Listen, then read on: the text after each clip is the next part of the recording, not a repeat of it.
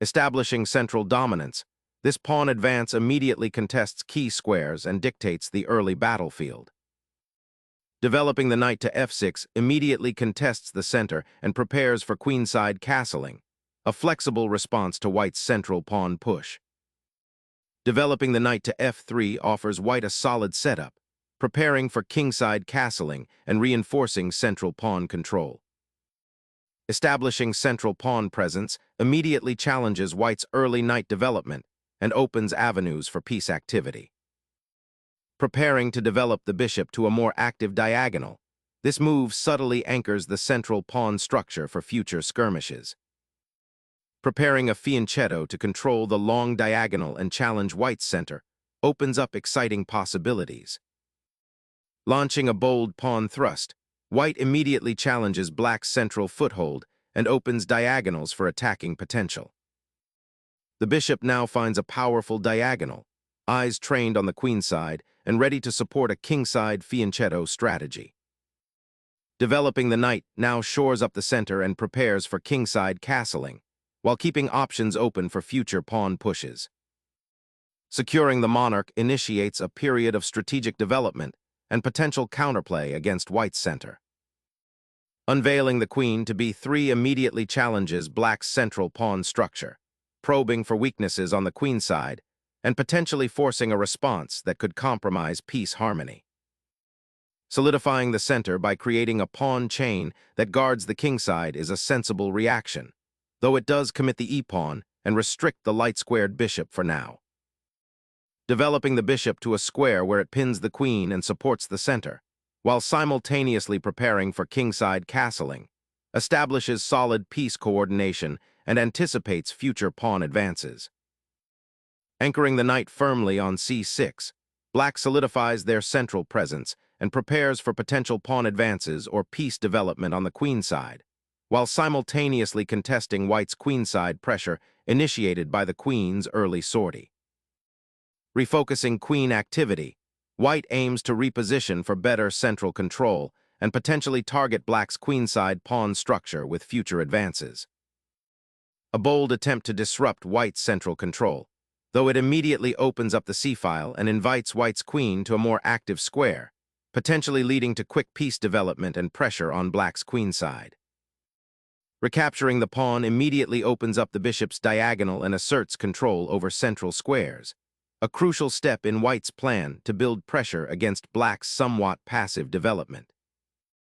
Opening up the center with this pawn thrust challenges white's queenside pressure, potentially creating dynamic imbalances and forcing a reassessment of piece placement. Liberating the c4 bishop and creating an open d-file, this capture immediately alters the board's pawn structure and opens lines for potential piece activity, forcing black to reconsider their central presence and recapture strategy. The knight immediately infiltrates the kingside, eyeing vulnerable squares and disrupting the pawn structure with its ambitious placement. Solidifying the king's safety, the castling maneuver shields your monarch from any immediate central threats, simultaneously activating the rook for potential endgame play or central pressure on the open files. Reclaiming the center with the knight redirects energy towards controlling vital squares, but it simultaneously opens a dangerous diagonal for white's bishop and sacrifices pawn structure in the process. Liberating the dark-squared bishop while simultaneously challenging black's centralized knight, this exchange reshapes the pawn structure and introduces immediate tactical possibilities. Reclaiming a pawn is a priority, and this knight's repositioning offers a neat solution, simultaneously clearing the path for the king's rook and threatening to unravel white's central pawn structure should black's queen find a more active square. Opening up the bishop allows it to eye the kingside and prepare for potential queenside play, a flexible maneuver that keeps white's options open while subtly repositioning for future pawn pushes.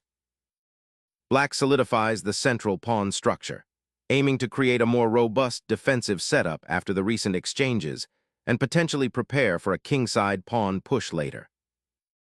White boldly contests the center and prepares a kingside assault by advancing the f-pawn, aiming to dislodge the knight on g4 and potentially open lines towards black's castled king, though it does weaken the e3 square and the kingside pawn structure for future tactical exchanges. The knight embarks on an aggressive sortie, aiming to disrupt white's central pawn structure and create tactical opportunities around the weakened dark squares. Launching a pawn storm against the intruding knight, white seeks to dislodge black's aggressive piece and gain space on the kingside, a proactive measure that also opens the h-file for potential future action. The bishop's diagonal repositioning opens up attacking avenues towards white's queenside and prepares for future pawn advancements on the kingside. Unleashing a powerful pawn thrust, white immediately challenges the center, aiming to disrupt black's coordination and potentially pry open lines towards the king.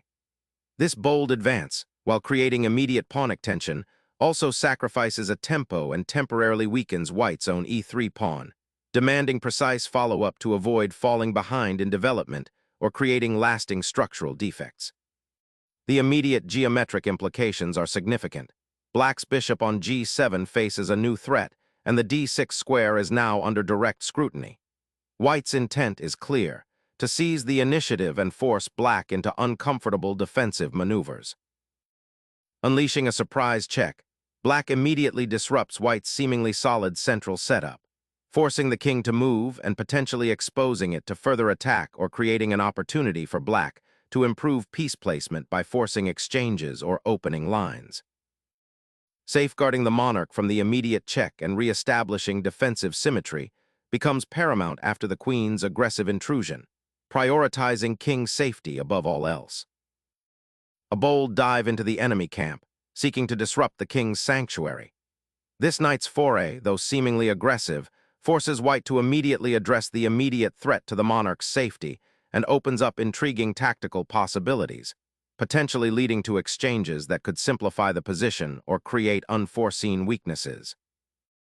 Sacrificing the rook is the only way to avoid an immediate checkmate, ushering in a period of calculated defense for white, where every tempo counts towards regaining material balance. The black queen, now a potent force, pierces the king's defenses and hunts for weaknesses, leveraging the doubled pawns on the f-file to its advantage and forcing white into a reactive stance as its own king is exposed. Unpinning the knight by sacrificing the pawn immediately addresses the critical pin on the f-file, liberating the rook and opening new avenues for counterplay while attempting to dismantle black's newly consolidated pawn structure and gain an initiative through dynamic pawn exchanges. Unleashing the bishop to claim the c3 outpost, black immediately questions the structural integrity of white's queenside pawn chain. This bold placement not only targets the isolated pawn on c3, a potential weakness down the line, but also introduces immediate tactical considerations by forcing a response, potentially disrupting white's coordination and offering chances to exploit any defensive oversights. Opening the b-file immediately offers white a pathway for potential rook activity, though it comes at the cost of weakening the pawn structure around the king. A bold foray into the enemy's weakened king's defense, aiming to exploit the open e-file and disrupt white's pawn structure, though it does leave the king somewhat exposed to counterplay. Activating the bishop on d3 repositions the piece to a more dynamic diagonal, eyeing the queenside and potentially supporting a future pawn push like f5, while simultaneously preparing to contest the crucial e-file if black attempts to double their rooks there. The sudden re-entry of the rook creates a startling disruption, forcing white's king into a vulnerable diagonal and immediately challenging the entire structure built around it. Relocating the monarch to the h-file is an essential defensive maneuver, pulling the king away from the immediate danger zone created by black's bishop and rook battery, thereby severing the dangerous diagonal and securing a safer sanctuary amidst the developing chaos.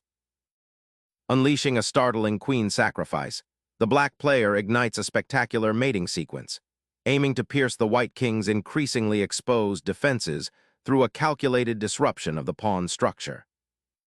Answering the desperate king's call, the monarch retreats to the very heart of the danger zone, desperately seeking refuge in the central shadows rather than a more open, yet perhaps safer, square.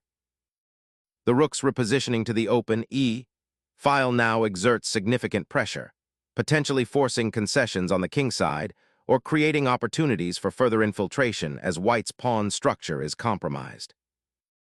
Seizing the open b-file offers a strategic advantage, aiming to disrupt black's king's defense and potentially open lines for an attack. Embracing the open file, black boldly sacrifices a pawn to shatter white's pawn structure and expose the king's sanctuary.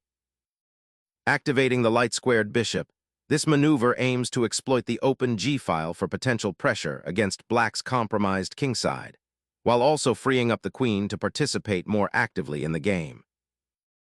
The rook's relocation to the open file immediately activates it, creating crucial pressure along the b-file and forcing white to confront a potential infiltration that destabilizes their queenside structure. Recapturing the rook immediately reestablishes material equality, but the decision to let the queen venture into such a compromised position earlier has resulted in a fundamentally weakened kingside for white. The pawn structure now resembles a sieve, creating significant long-term vulnerabilities that black's active pieces will undoubtedly exploit. Unpinning the queen and liberating the rook from its cramped confines, this exchange now thrusts us into a sharp material imbalance, with white possessing a significant advantage in pawns. But black has secured a passed pawn on the queen side, which could prove problematic if white doesn't handle it with precision. The ensuing pawn structure for white, with doubled c-pawns, presents a clear positional weakness that black's remaining pieces must exploit.